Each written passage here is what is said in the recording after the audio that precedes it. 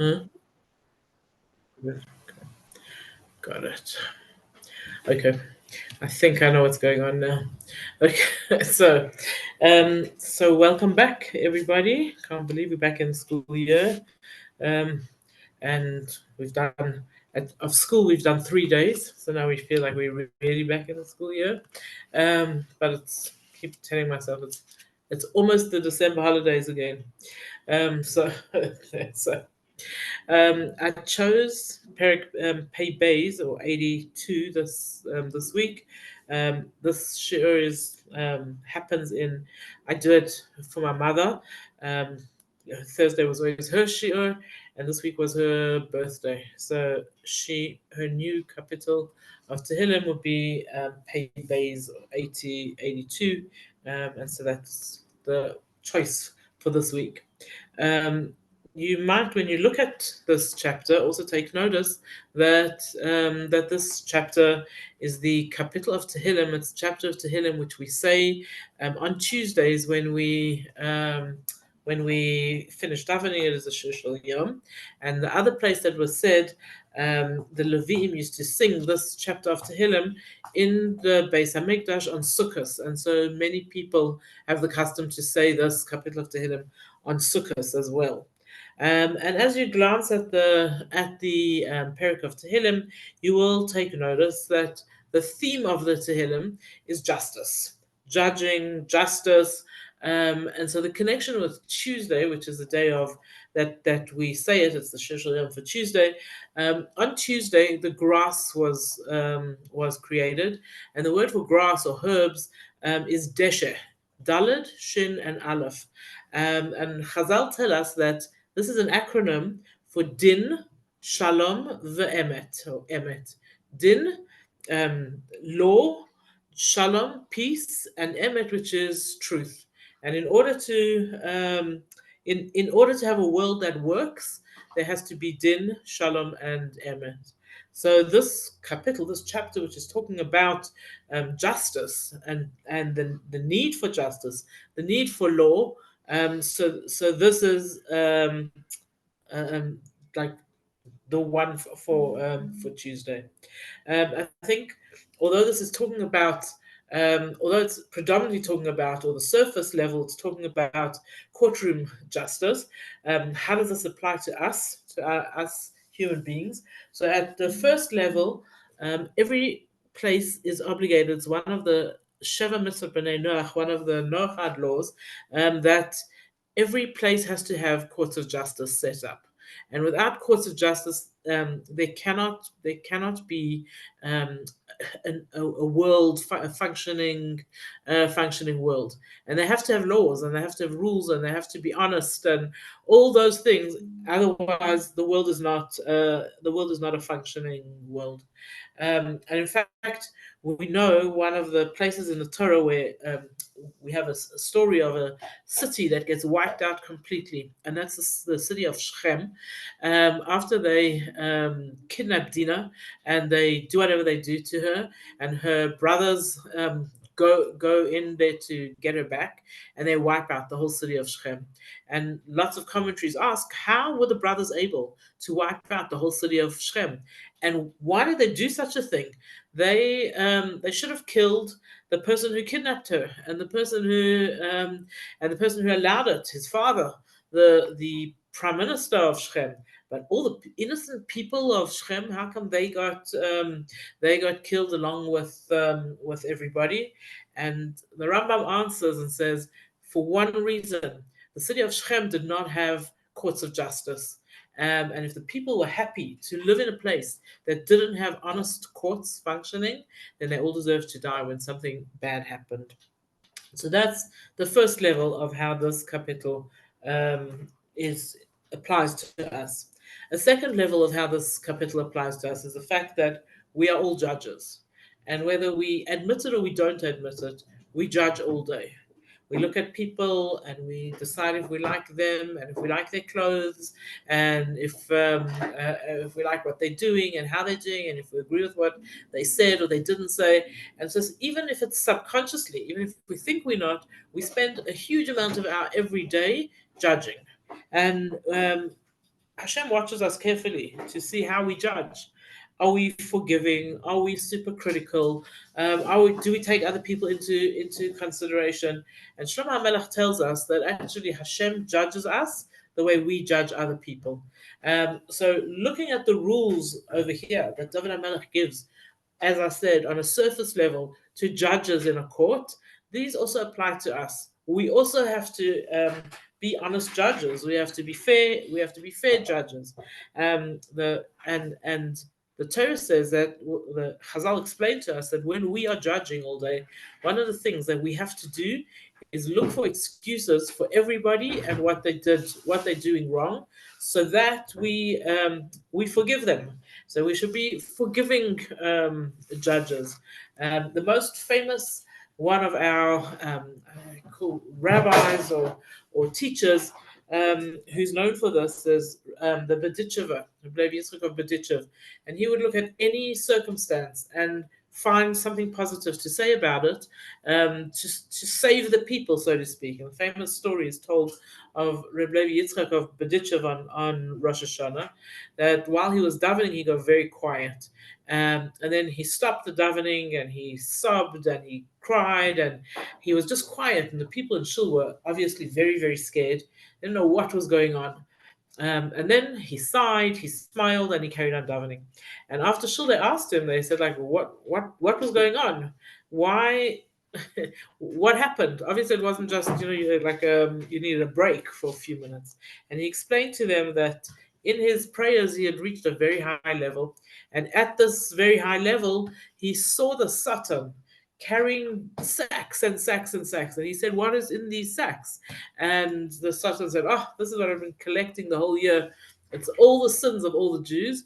And I'm taking them up to God. I'm taking them up to heaven to make sure that God doesn't listen to your prayers and make sure you don't get a good year." So Reb Levi Yitzchak said at that point he stopped and he said, "What is he going to do?" So he distracted the Satan. Not sure exactly how he did that. And then he went to the sack and he opened up the sack and he started taking out the Averas of all the different Jews. And he looked at one Avera and he said, "Oh, you know why they did that? They did that because they were so tired and they did it by mistake in their exhaustion." And then he looked at another and so he threw it out. And he looked at another one and he said, "You know why they did that, Avera? Because they were confused and they did it by mistake." And so he went through all the Averas. When the Satan came back, he saw the bag was empty. And he said, "What happened? What happened to all the Averas? Where are they? What did you do with them?" And Reb Levi Yitzchak said, "They weren't really Averas. I judged each one and I found extenuating circumstance for every single one. And so you have nothing to take before God." And um, we learn, like Rabbi Yitzchak taught us, that when we're doing our judging, and we see people do something that's not so right or not so good, instead of our hair standing up and being annoyed with them and koching, our job is to look for extenuating circumstance, to judge them nicely, to judge them kindly, and always with the knowledge that the yardstick that we use for judging other people, this is the very same yardstick that Hashem will use when He judges us. So let's look at the Perek. Okay, let's see the Perek inside and what we're told. So it begins Mizmor LaAsaf. This is a psalm written by Asaph. By most opinions, Asaph was King Yehoshaphat. So, and even if he wasn't, the Malbim says that this chapter of Tehilim was written during the time of King Yehoshaphat. So, who was Yehoshaphat? He was a descendant of David HaMelech, and he was basically a good guy, like a nice guy. And then he got influenced by King Achav, who was not a good guy. And and off they went to fight together. And in the war, Achav got killed, and Yehoshaphat escaped, ran away, and returned to Yerushalayim.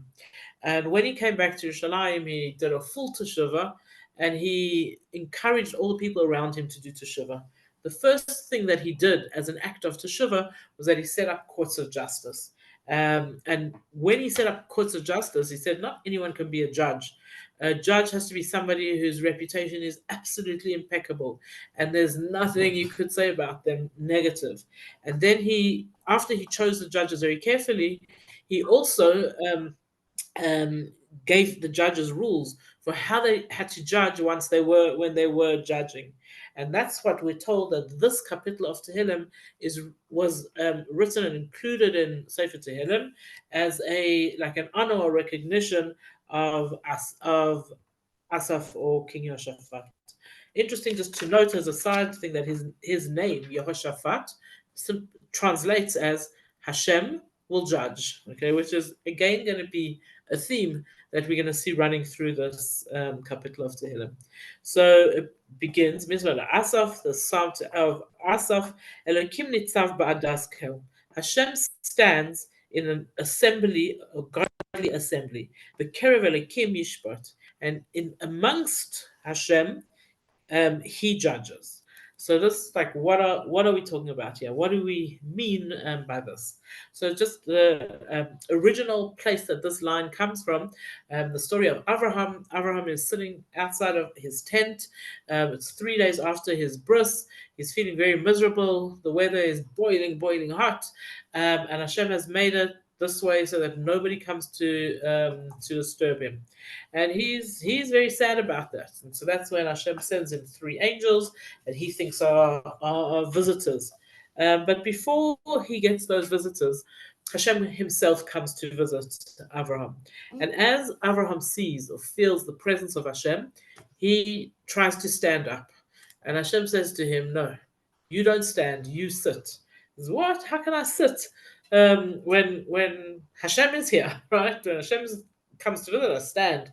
And Hashem said to him, "No, you sit."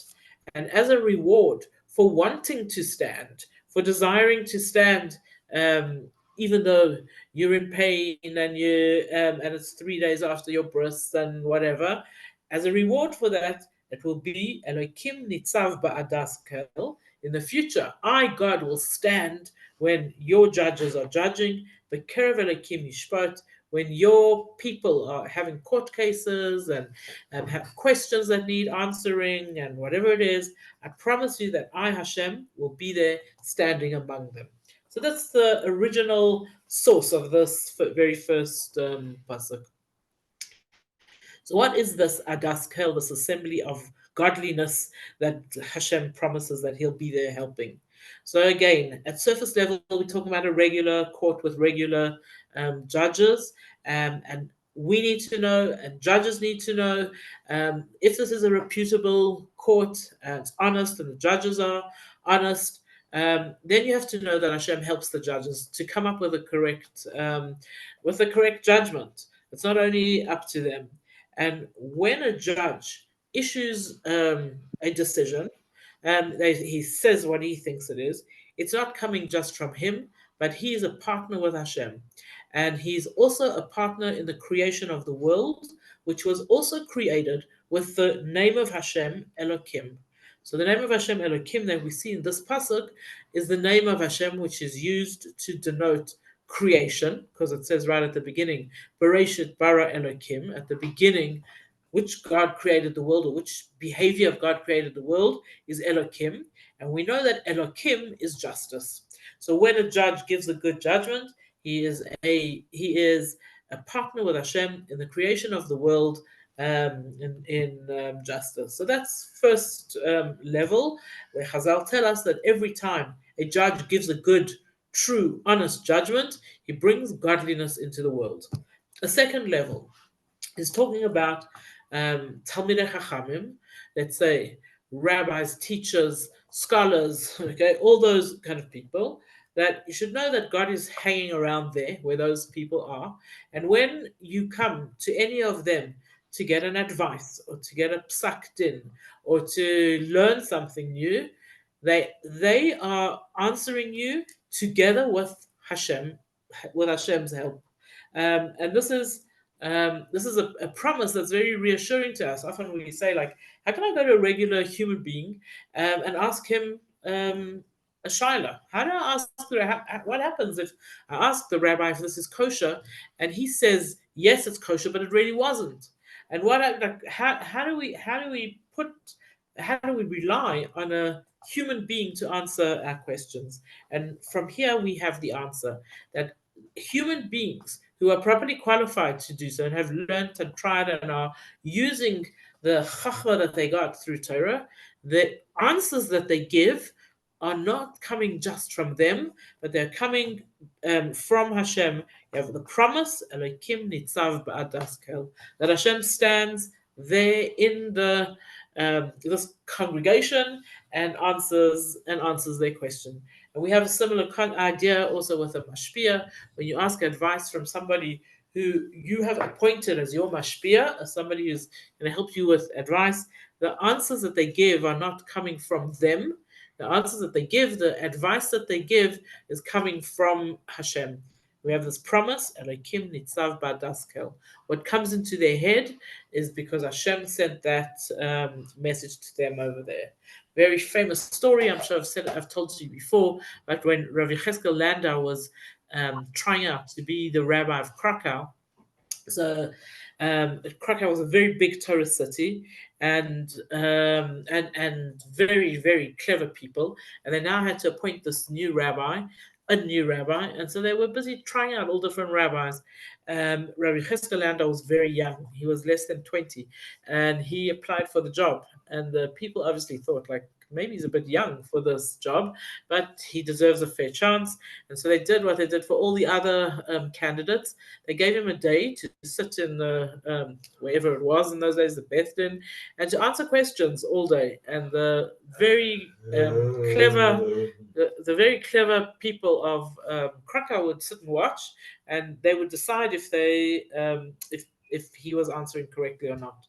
And so he sat the whole day, and people came in and out and asked questions, and he answered and he debated and he gave advice, and they were really impressed with him.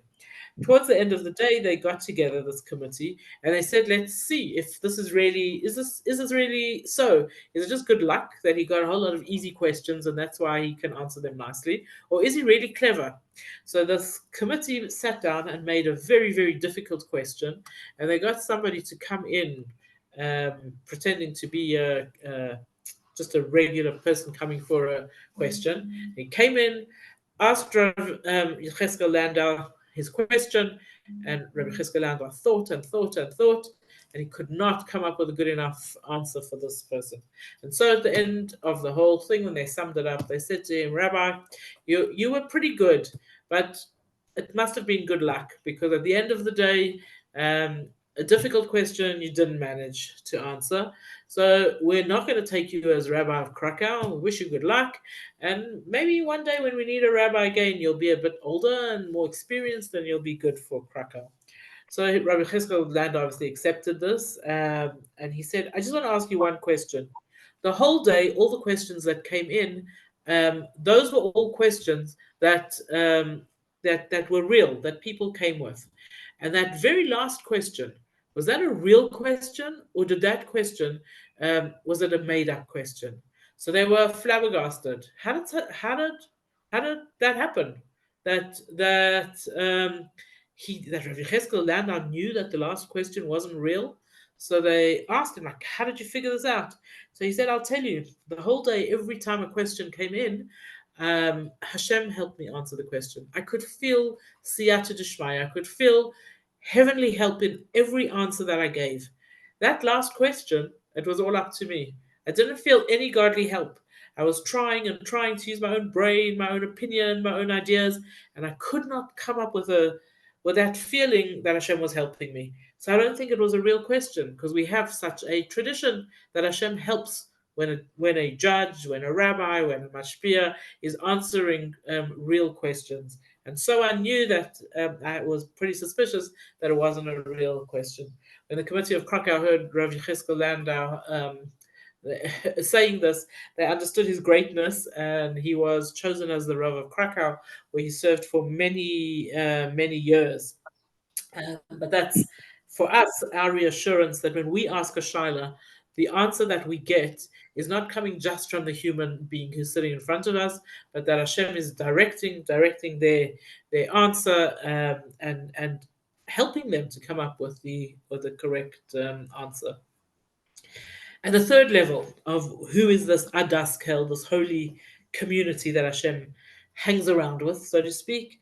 So this is any time that there is a minion of people who are davening, Hashem is there. And in fact, this pasuk is one of the sources for davening with a minion, because we know Hashem is always listening when we daven. But Hashem promises to stand among a group of people who are davening, and this is the advantage of davening with a minion. So let's look at the next pasuk. Um, Says this is the questions to the judge. Adamasai tishbetu avel. How long will you judge unfairly? Ufnei reshaim tisusela. And will you continue to favor the wicked?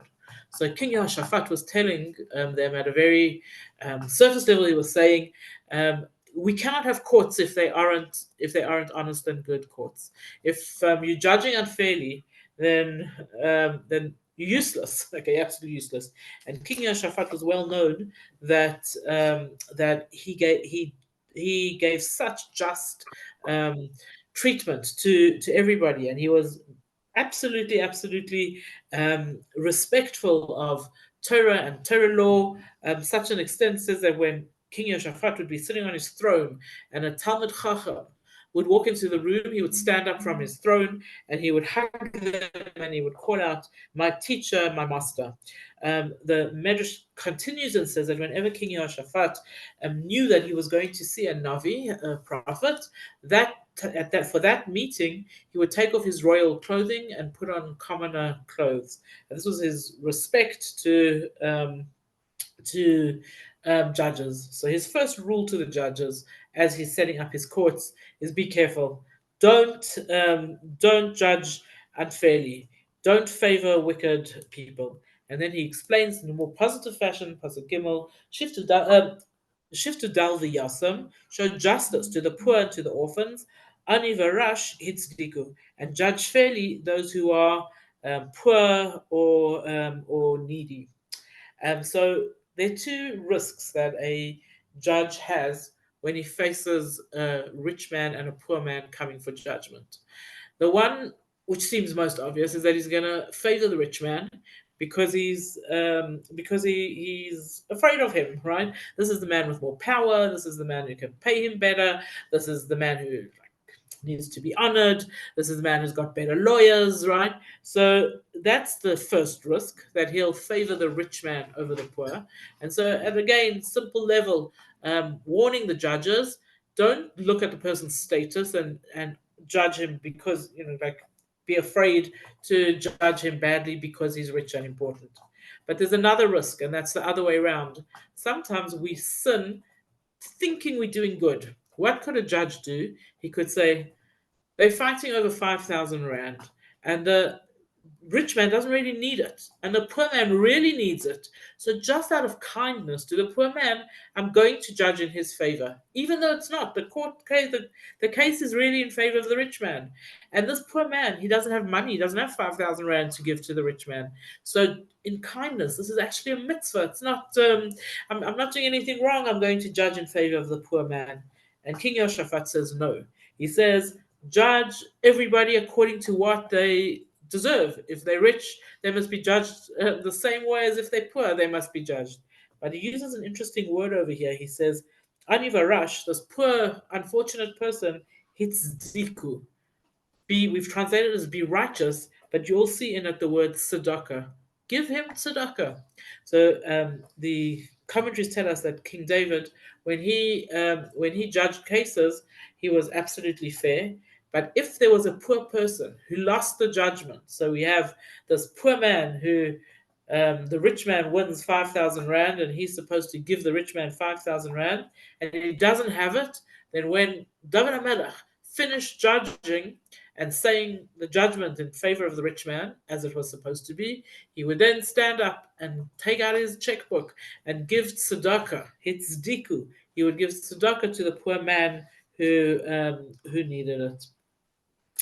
The next pasuk, Dalad, says, "Paltu dal ve'evyain, rescue the poor people, Miyad Rashaim Hitzilu, and save them from the hands of the wicked.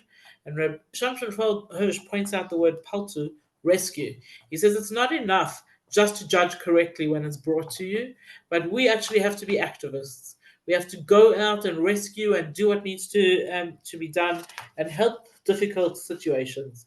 He says, "Lo yadu v'lo yavinu," because those other judges don't know and they don't understand. B'chashecha yisalechu, they are blinded by darkness. You might call most their arets, and they shake the foundations of the earth. And what Jehoshaphat was explaining to the judges is that sometimes you forget the judgment doesn't come from you. Sometimes you forget that it's Hashem. If you remember all the time that it's Hashem in charge, you would never ever judge unfairly. When is a judge at most risk of judging unfairly? When he's bribed. Bribing makes the understanding or the giving of advice from the judges, it turns it into dark. He doesn't know how to do it. And since justice is one of the foundations of the world, as soon as we judge unfairly, this is shaking the foundations of the world. And he says, Ani amarti Elokim atem, I said that you are like God, uvnei elyon kulchem, and you are sons of the one on high. So when we judge correctly, when we are kind to other people, when we answer people favorably, when we're the good judges, so to speak, then we have two things happen to us. First of all, we get the title Elokim. We partner with Hashem, and we get the title of being one with Hashem. But even greater than that, Uvnei Elyon, you are children of the above, Kulchem, all of you. And the relationship between a parent and a child is one of the highest possible connections. And so he says, when you judge correctly, then how are you considered? You're considered to be a child of Hashem, a son of Hashem. Chassidus explains to us what actually is happening. It says there's like two kinds of beings, if we could say that. We have angels, and angels are created with the knowledge, the da'as, to serve Hashem. What Hashem tells an angel to do, does. Doesn't have a Yetzer Hara telling it yes, no, maybe, right? It's just got to do what Hashem tells it to do. And animals, also creations of Hashem, they are not created with da'as. They are created with instinct. And so they just go along their merry way, and they do what they must. But so they are serving Hashem with their yetzer, so to speak, with their instinct, and not with das, not with their knowledge of the greatness of Hashem. As humans, we have both. We have instinct, yetzer, yetzer hara, yetzer tov, and we also have das. We have knowledge of God. And our obligation in this world is to use both our das and our yetzer to serve Hashem. And Yehoshaphat is saying, when you are not using your knowledge, then you are lower than an animal. When you are using your das and your yetzer to serve Hashem, then you are higher than an angel. Uvnei elyon kulchem. You are greater even than the highest of all beings. And it says, what is one of the things that will make sure that we do this, that we work hard at serving Hashem correctly? Adam to Musa. Know that like Adam you will die. Achad hasarim to Pelu, and you will fall just like any other prince. So Adam Harishon was almost perfect, and then he fell. And what happens in the end? Adam Harishon should have lived forever, but instead he died. And if we remember that all the time, that however perfect we think we are, however great we think we are, we run the risk, if we forget Hashem and how to serve Him, of this big fall. And then Yehoshaphat finishes by asking Hashem that which we all asking of Hashem all the time: Kuma Elokim Shafta Aretz. Get up, Hashem. Judge the world. Okay, you Hashem. Ki Ata Tincha B'Chol Goyim, because you Hashem are the one who can rule all nations, everyone. It's much bigger. So we've got in the world, we have regular judges, we have regular people, we have like that can help to run the world. But our biggest wish, our biggest desire is that we don't have to be fighting to do the correct thing, but that the correct thing is happening. Why? Because Hashem made it happen. Kum Elokim, get up, Hashem, and judge the world, because only you, Hashem, are capable of doing that properly. May it happen quickly in our days. And that brings us to the end of Perik 82, 3 days. So, I don't know how to to start.